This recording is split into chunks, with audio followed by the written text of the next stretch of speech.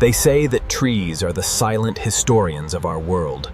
For decades, perhaps even centuries, they weathered brutal storms, absorbed the shifting seasons, and silently recorded the passage of time within the tight, concentric rings of their trunks. But their story doesn't end when they fall. In fact, for the massive logs you see here today, a second, more beautiful life is just about to begin.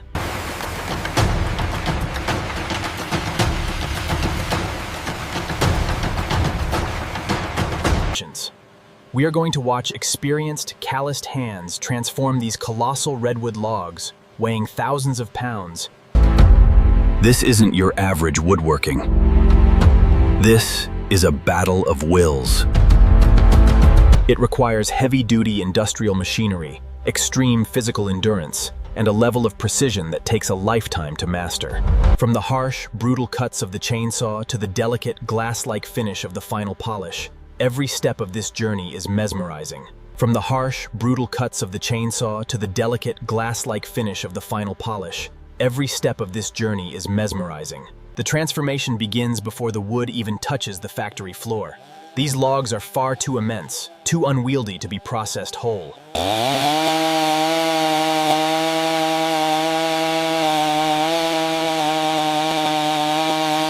This is high-stakes labor.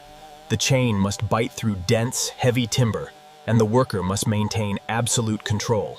A single miscalculation here doesn't just mean ruined wood. It means a severe safety hazard. As the thick slabs fall away, the true treasure is revealed. The brilliant, fiery red heartwood of the redwood tree. It is this incredibly vibrant core that makes redwood one of the most sought-after materials in the world of high-end furniture and art. Once safely unloaded and moved into the open-air factory, the wood must be tamed. A tree grows organically, but a vase requires perfect geometry. A craftsman steps up to the flat face of the log, carefully drawing lines and measuring to find the absolute dead center. If the center is off by even a fraction of an inch, the entire log will become a violently unstable pendulum once it's mounted on the lathe. To prepare the log for the lathe, the rounded, uneven bark must be stripped away. The log is hoisted into the air by a heavy gantry crane and clamped securely into a track-mounted bandsaw. This machine is a monster, designed to slice through thick hardwood with terrifying ease. Watch as the operators guide the log back and forth through the blade. By slicing off the edges, they transform the round, organic log into a massive geometric polygon, typically an octagon. They are performing a process known as squaring the blank. This isn't just for aesthetics. Removing the outer sapwood and the bark sheds excess weight and dramatically balances the block.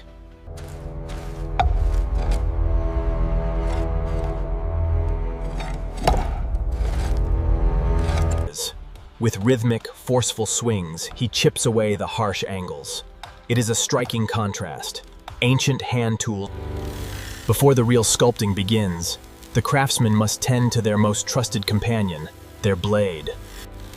On the grinding wheel, a shower of sparks illuminates the worker's face. In woodworking, a sharp tool is a safe tool. It will slice through the redwood fibers cleanly. Now, the stage is set. The massive polygonal blank is mounted onto the industrial lathe.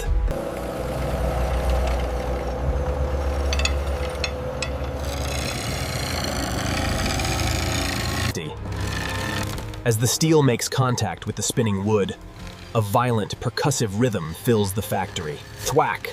A blizzard of crimson wood chips erupts into the air, raining down on the floor and burying the craftsman's boots.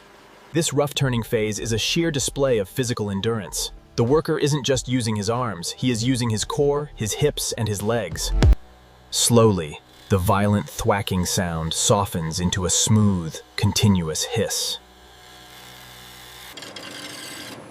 The polygon is gone. A perfect, balanced cylinder remains. With the beast tamed, the craftsman transforms from a laborer into a sculptor.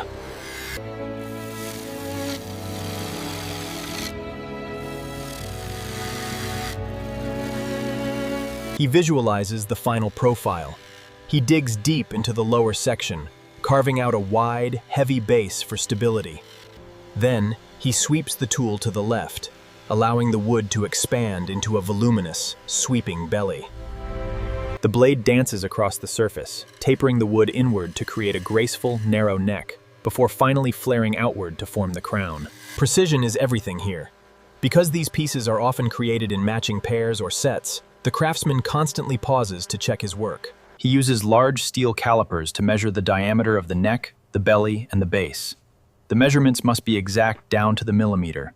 As the curves deepen, something magical happens. The inner grain of the redwood is exposed.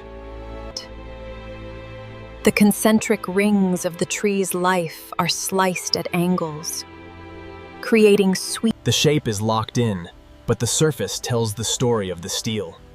It is covered in microscopic ridges and tool marks.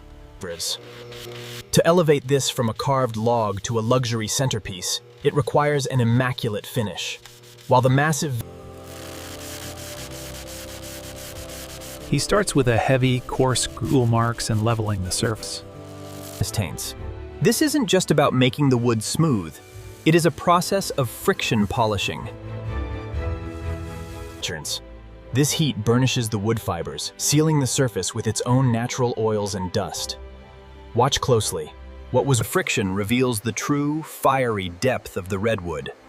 It develops a rich, iridescent glow. The surface so smooth it almost looks like polished stone or ceramic. The vase is practically glowing from the inside out. The work on the lathe is finished, and the heavy vase is carefully lowered to the factory floor. But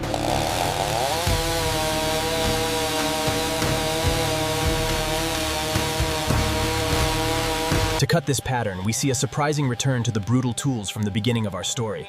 A craftsman fires up a chainsaw and expertly plunges it into the rim. It is a stunning display of control, using a machine designed to fell forests to carve delicate, floral scallops into fine art.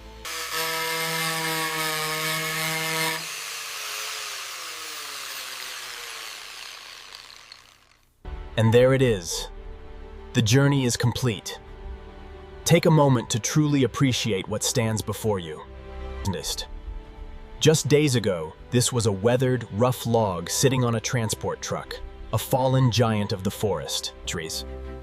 These towering redwood vases are a testament to the harmony between nature's raw beauty and human artistry.